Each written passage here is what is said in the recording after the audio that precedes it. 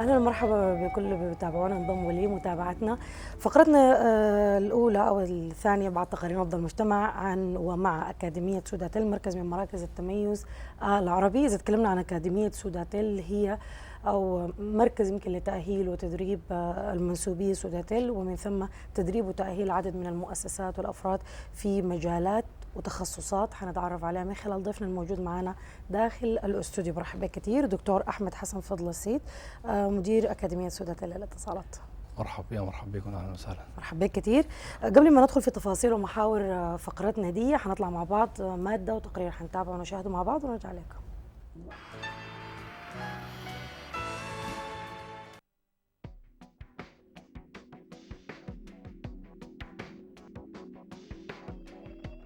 احتفلت مجموعة سوداتيل صباح اليوم بمقر أكاديمية سوداتيل للاتصالات باختيار أكاديمية السوداكات ضمن قائمة مراكز التميز العربي التابعة للاتحاد الدولي للاتصالات، بحضور الرئيس التنفيذي للسوداتيل وبتشريف المدير العام للمركز القومي للمعلومات ممثلا لوزيرة العلوم والاتصالات وعدد من قيادات الهيئة القومية للاتصالات والمركز القومي للمعلومات والدارسين بالأكاديمية. أن ينال السودان ممثل في السوداكات هذا التميز، هذا شرف عظيم لسوداتيل وللسودان ممثلة في سوداتيل. دكتور أحمد حسن المدير العام لأكاديمية سوداتيل للاتصالات أكد في كلمته أن رسالة أكاديمية سوداكات ظلت دوما هي صناعة النجاح مع شركائها في مختلف صنوف المعرفة والعلم، وصولا لكادر مؤهل يلبي حاجيات سوق العمل المتنامية. اسمحوا لي أن أزجي أسمى آية الشكر والتقدير لاتحاد دول الاتصالات على هذا الشرف وعلى حضورهم بيننا اليوم، والشكر والتقدير لسوداتيل التي أنجبت ورعت ودعمت وطورت هذه المؤسسة العملاقة سوداكات. ومن جانبه عبر المهندس مصطفى المهدي مدير البرامج بالمكتب الإقليمي العربي للاتحاد الدولي للاتصالات عن خالص تهانيه بهذا الاختيار، والذي لم يأتي مصادفة وإنما بناء على إمكانيات وقدرات حقيقية اكتسبتها سوداكات حتى صارت نموذجا للمراكز الرائدة للتدريب بالبلاد والمنطقة.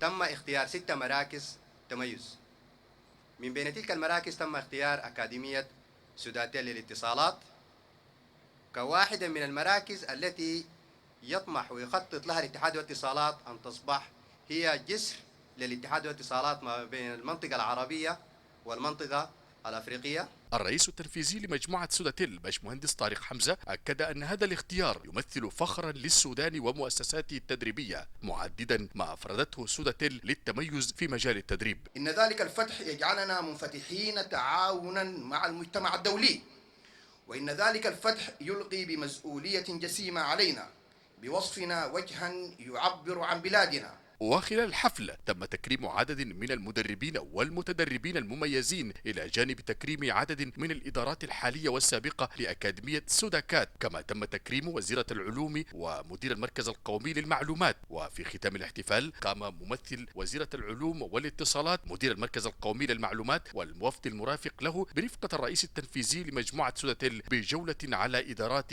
وأقسام أكاديمية سوداكات.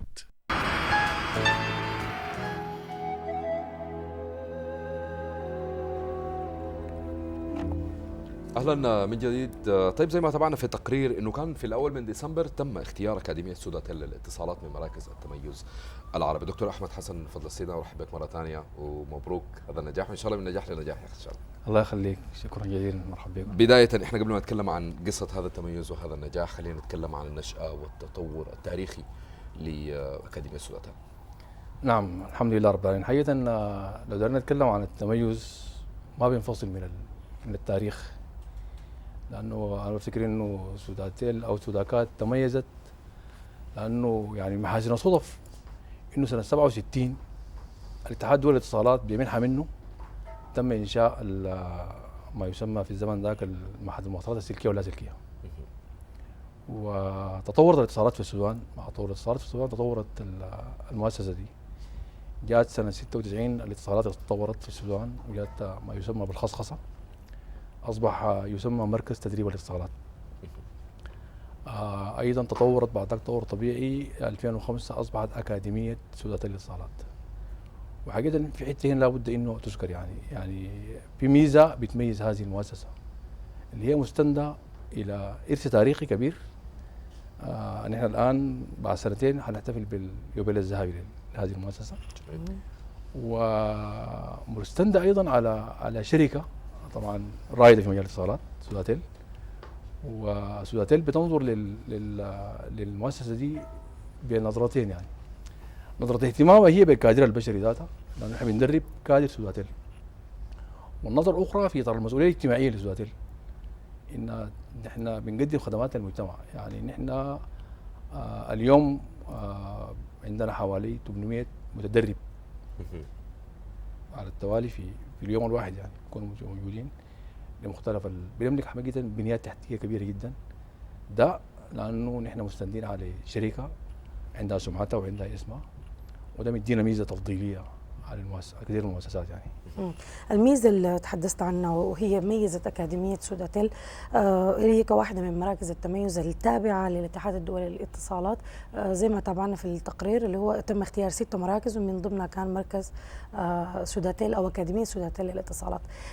فكرة التميز والدخول، يعني شنو اللي بيميز، وفكرة والتوقيت والأشياء دي كلها كلمنا عنها. نعم، حقيقة دي قصة برضه أنا أفتكر يدير الناس يسترسل فيها شوية. يعني حقيقة ما يسمى بمراكز شبكة مراكز التميز العربي للاتصالات، دي شبكة بتتبع الاتحاد الدولي للاتصالات، اللي هو الاتحاد الدولي للاتصالات عنده أجسام عديدة في كل إقليم. يعني في الإقليم العربي في شبكة مراكز، في أفريقيا في شبكة مراكز، في أوروبا في شبكة مراكز.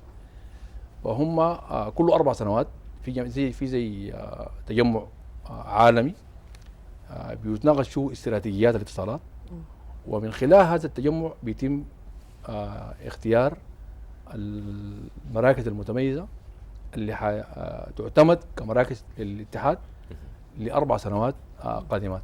نعم. فالحمد لله نحن بدينا المشروع ده تقريبا قبل 6 شهور أو 7 شهور. تم زيارات من الاتحاد الدولي للاتصالات لأكاديمية سوداتيل للوقوف على البنيات التحتية حقتها جانب، وللوقوف على النشاط اللي نحن بنقوم به. وبعد ذاك اتفتحت المنافسات وقدمنا زينا وزي غيرنا في حوالي 44 متنافس لهذه ال6 مراكز. بفضل الله سبحانه وتعالى وبنعمته علينا انه نحن بقينا واحد من ال6 دي، تم اعتمادنا. ده حقيقه استنادا للارث التاريخي اللي تكلمت عنه، استنادا للشركه اللي نحن بنستند عليها، مواردنا الماليه، كفاءات البشريه الموجوده، الدور اللي بنقوم به نحن في المجتمع. فدي كلها بعد ذاك في المنافسه خلتنا نحن الحمد لله نحوز على واحده من ال6 مراكز. يعني دكتور احمد، انت قبل تكلمت عن 800 او اكثر من 800 دارس ومتدرب في الاكاديميه. ده بقودني للسؤال انه الفئه المستهدفه من التدريب، هل هم طلبه جامعيين ام مؤسسات ام افراد، ولا اشرح لنا كده اكثر شويه؟ نعم، دي سؤال مهم جدا. حقيقه ان احنا الفئه المستهدفه اول بنقدم خدماتنا للعديد من الفئات. بنقدم خدماتنا لمنسوبي الشركه ذاتهم، سواء كان بمختلف تخصصاتهم، مهندسين، اداريين، فنيين، ماليين. وبنقدم خدماتنا للمؤسسات العامه والخاصه في المجتمع. بنعمل لها مختلف الدورات برضه المتخصصه. بنقدم خدماتنا للطلاب الجامعات والخريجين. ما يميزنا برضو انتوا يعني زي معروف انه دائما التدريب نحن بنحاول زي ما قلنا علماء التدريب بنسد الجاب، بنسد الفجوه ما بين الواقع والطموح، بنسد الفجوه ما بين الشيء النظري والشيء العملي. فما يميزنا نحن الحمد لله عندنا جوانب عمليه، معامل بتاعت اتصالات حديثه جدا. يعني المعمل اللي بتلقاه شغال في سوداتيل بتلقى منه كوبي موجود في الاكاديميه وعلى احدث الطراز. الطالب او المتدرب ايا كان، سواء كان من مؤسسه او سواء كان من سوداتيل او سواء كان من الجامعات، بيكون اونلاين على شغل عملي مباشر. ما بيلقاه حقيقه في الجامعات بالصوره الكثيفه اللي بيلقاه هنا. يعني جميل. انا استاذنك طيب دكتور احمد، وحنتعرف معك ومن خلالك على البيئه جوا كيف دراسيه وتدريبيه، لكن عندنا محطه ثانيه من داخل الكنترول نتابعها.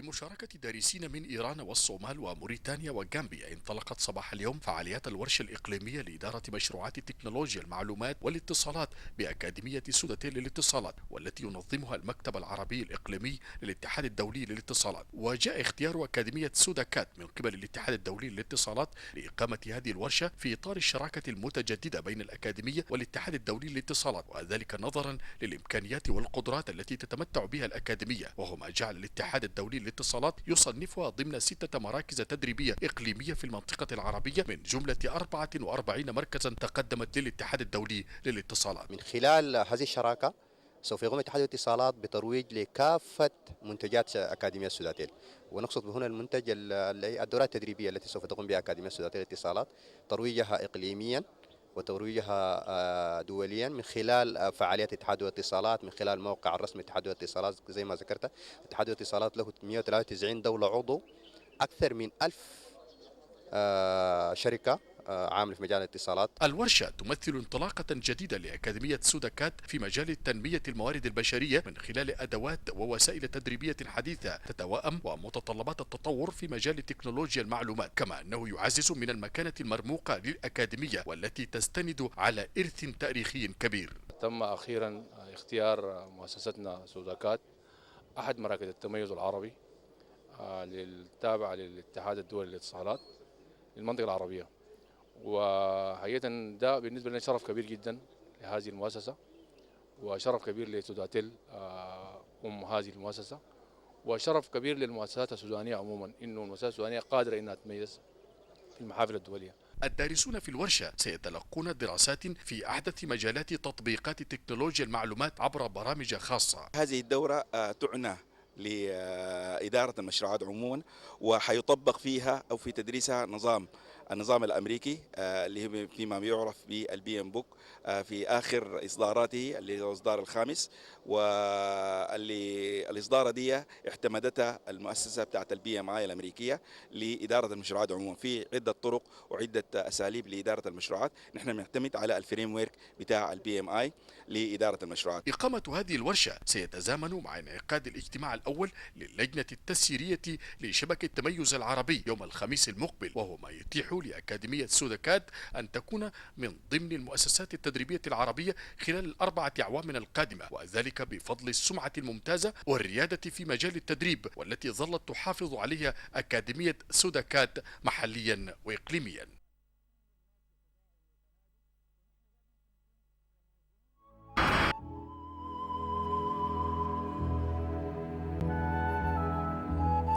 اهلا من جديد دكتور احمد. تابعنا مع بعض المحطه دي وكان في تركيز اكثر على الورشه اللي هي تمت بعد اختيار اكاديميه سوداتيل مركز من مراكز التميز العربي، وبرضه تم تنويه الاجتماع اللي هو ايضا كان في 4 من ديسمبر. كلمنا عن الفوائد بتعود للاكاديميه بعد التميز وبعد هذا التميز اللي هو طبعا يعد فخر للسودان وكل الاكاديميات. الورشه والاجتماع ايضا يعني توصياتهم. نعم الحمد لله. طبعا نحن بنفكر ان الورشه دي كانت بالنسبه لنا اول منشط في اطار الاتحاد الدولي للاتصالات، وهي كانت ورشه عن اداره مشروعات الاتصالات وتكنولوجيا الاتصالات والمعلومات. لو اخذنا الورشه دي كنموذج حلقه منها فوائد عديده جدا. الحقيقه شو مشاركين من دول مختلفه.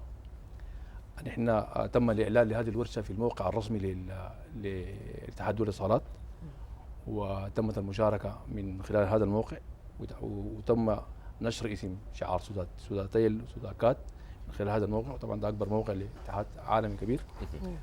من خلال هذه الورشه حقيقه قدرنا نبرز جانب مهم جدا. ابرزنا المدرب السوداني كفاءته، تمت شهاده كبيره جدا. المدرب اتدرب في هذه الورشه باشمهندس عثمان محمد الحسن، ده مدرب سوداني من المؤهلات السودانيه. الاتحاد الدولي الان يعني بتوصيه منه حيعتمدوا معهم في البرامج المختلفه. ده مثال ان احنا ممكن نقدم ناس اخرين، في ناس جزاروا البلد وتعرفوا على السودان، تعرفوا على سوداتيل، تعرفوا على سوداكات. زي ما ذكرنا في التقرير بتدي يعني مؤشر للعالم ان المؤسسه السودانيه دي عندها القدره انها تتميز. ده جانب الورشه. الجانب ده الاجتماع حقيقه برضه من يعني احنا كان لنا الشرف انه نستضيف اول اجتماع لهذه الشبكه اللي انعقد يوم 4.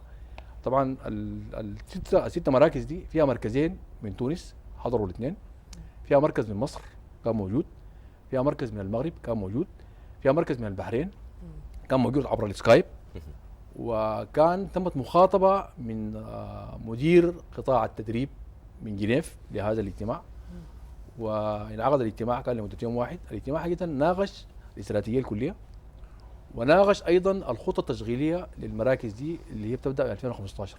نعم. لكل المراكز اتفقنا على هذه الخطة. الحاجة المهمة اللي يجب نشير لها إنه نحن كسوداكات أو كسودان بنرأس هذه الدولة لمدة عام، مسؤولين من تنفيذ كل البرامج التشغيليه اللي تمت دي الخمسه دول دي، ونحن السادس مسؤولين من تنفيذها لغايه العام القادم. حينعقد الاجتماع القادم في البحرين. كل سنه بينعقد اجتماع في دوله من الدول المشاركه في هذا الاجتماع. فدي برضه يعني اتاحت لناس يزوروا السودان لاول مره، يتعرفوا على السودان، يتعرفوا على البيئه فيه، ويتعرفوا على المواطن السوداني، يتعرفوا على المجتمع السوداني. دي كلها مميزات.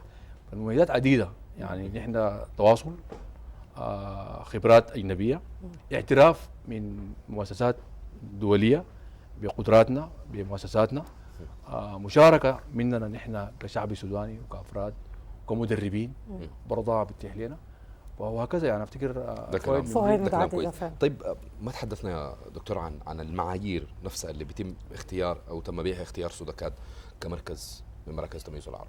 حقيقة في معايير تقريبا عدد من المعايير. المعيار الأول هو ما عندهم معيار عن جودة العمليات، بيسموه حاجة كده جودة عملياتك أنت. طبعا دي يوقفوا عليها عمليا. المجالات اللي أنت بتدرب فيها، المجالات تكون متوافقة مع مجالات الاتحاد. يعني مثلا نحن الآن تم اختيارنا في مجالين، اللي هو التكنولوجيا المعلومات والاتصالات. كويس. المجال الثالث مواردك اللي انت مستند عليها، اللي حتنفذ بها عملك ده، عشان تطمئن ان انت فعلا عندك الامكانيات تنفذ. يعني انت في النهايه ده تدريب دولي. نعم. حيجوك مشاركين من دول العالم المختلفه. وفي اللحظه اللي اعلن عن برنامج بنفذه سوداكات برعايه الاتحاد الدولي في الويب سايت، متاح لاي شخص انه يشارك في هذا البرنامج. يشارك في البرنامج. وبعد ذاك متاح له انه يجي يزور البلد. فلازم يطمئنوا على انك انت تملك الامكانيات اللازمه تخليك تنفذ هذه البرامج. فدي كلها معايير. قدراتك التاريخيه ومقدراتك والمؤسسه والبنيات الاساسيه فيها، المعامل، الكادر البشري المؤهل، المدرب. فدي كلها معايير عن طريقها بيتم الاختيار.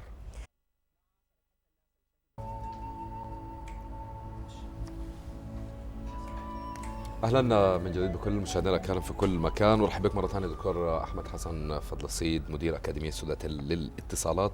قبل كان بدانا الحديث عن مجموعه من الفوائد اللي بتقدمها الاكاديميه، لكن عن الفئات التي تتدرب واللي بتستوعبها الاكاديميه جينا مرينا عليها سريعا، فياريت ناخذ فيها وقفه شويه.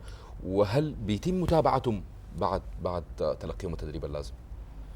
نعم، حقيقه سؤال ممتاز. انا بفتكر انه الفئات زي ما ذكرتها، احنا مثلا بنتعامل مع السوداتيل المنسوبين عبر اداراتهم. في التدريب في بروسيس في مراحل كثيره، يعني ممكن يعني ما يسمى بالاحتياج التدريبي. نحن بنلبي احتياج تدريبي لمؤسسات مختلفه من ضمنها سوداتيل.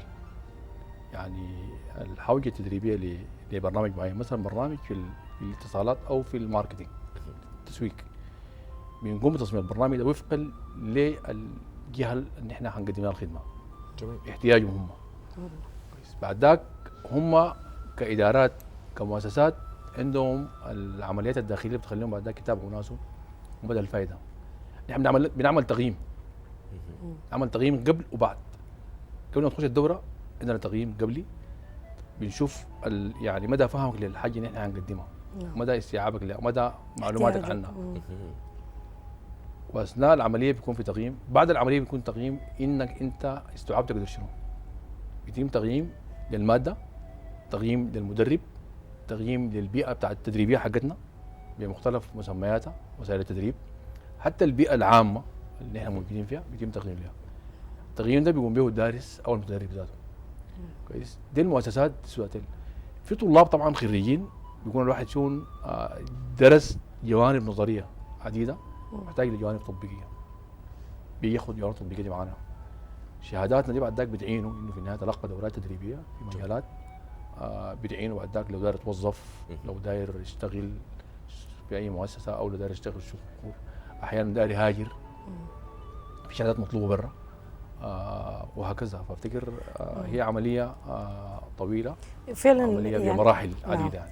أكاديمية سوداتيل فعلا هي بتستحق التميز، يمكن بالدور الكبير اللي ذكرته في الجانب المهني والجانب الاجتماعي في تأهيل وتدريب كثير من الكوادر المتمكنة والغير متمكنة في بداية حياتها المهنية والعملية. الرؤية المستقبلية للأكاديمية ماذا بعد التميز، وماذا بعد اختياره من ضمن مراكز التميز العربي التابعة للاتحاد الدولي للاتصالات؟ نعم، وحقيقة لو داير اتكلم عن رؤية مستقبلية برضه ما مربوطة بالحاضر والماضي. لابد اول حاجة من يعني نقدم نحن هنا في كأكاديمية أي صوت شكر. زي ما ذكرت لكم قبل، المراحل التاريخية العديدة دي ما جات من فراغ. يعني في ناس بذلوا فيها مجهود كبير جدا، من ما كانت سلكية ولا سلكية ومركز تدريب وأكاديمية، مرت بمراحل عديدة جدا، سواء كان كإدارة أكاديمية أو كإدارة مراكز أو إدارة سوداتيل. فكل الناس دي الحقيقة كان لهم دور كبير جدا في وصلت له الآن هذه المؤسسة. نعم. لابد إنه يعني عبر هذا البرنامج نحن نقدم لهم صوت شكر وتقدير على ما بذلوا. أنا أفتكر يعني زي ما قلنا الإدارة ده تخطيط تراكمي، ده مجهود تراكمي بتاع سنوات الناس، لابد إنه يعني يعطي كل ذي حق حقه. الحقيقة أنا الرؤية المستقبلية برضو بالنسبة لنا نحن واحدة من الأشياء اللي وضعناها كرسالة بالنسبة لنا إنه هذه المؤسسة تتميز. يعني من حسن الصدف احنا الآن بنحقق في يعني الرسالة زي ما بقولنا الإدارة حلم. الحلم اللي نحن بنحلم به والآن بيتوقع في الواقع. يعني احنا تمنينا إنه نكون متميزين محليا وإقليميا كمركز تدريب، كمركز استشارات، كمركز بحوث. والحمد لله بفتكر هذا التميز دي محطة وصلناها. المستقبل لابد نحافظ، عشان نحافظ لابد نجود. صحيح. يعني زي ما ربنا سبحانه وتعالى قال فإذا فرغت فانصب. أنا وصلت ما معناتها خلاص أنا حقيف. وصلت القمة، الوصول للقمة سهل، لكن لابد من تجويد. يبقى ده التحدي بالنسبة لنا. الرؤية المستقبلية قايمة على تحديات، إنه كيف نحن بعد 4 سنوات نحن نغيم. زي ما دخلنا مع الناس، لو ما اجتهدنا وحافظنا على هذا المستوى وقدمنا افضل منه هيغيمونا، ممكن نبقى اوف. ولا بد ان احنا نكون موجودين في الدائره، لان نكون في الدائره وفي دائره التنافس ده لابد انه نجود. جميل، ان شاء الله دائما بالتوفيق ودائما في الدائره يا دكتور. دكتور احمد حسن فضل السيد مدير اكاديميه سوداتيل للاتصالات، شكرا جزيلا لك على حضورك وحديثك الطيب عن الاكاديميه واللي اصبحت واحده من مراكز التميز العربي. عبرك الشكر ايضا لكل القائمين على امر هذه الاكاديميه. مساء جديد مستمر معكم بعد الفاصل.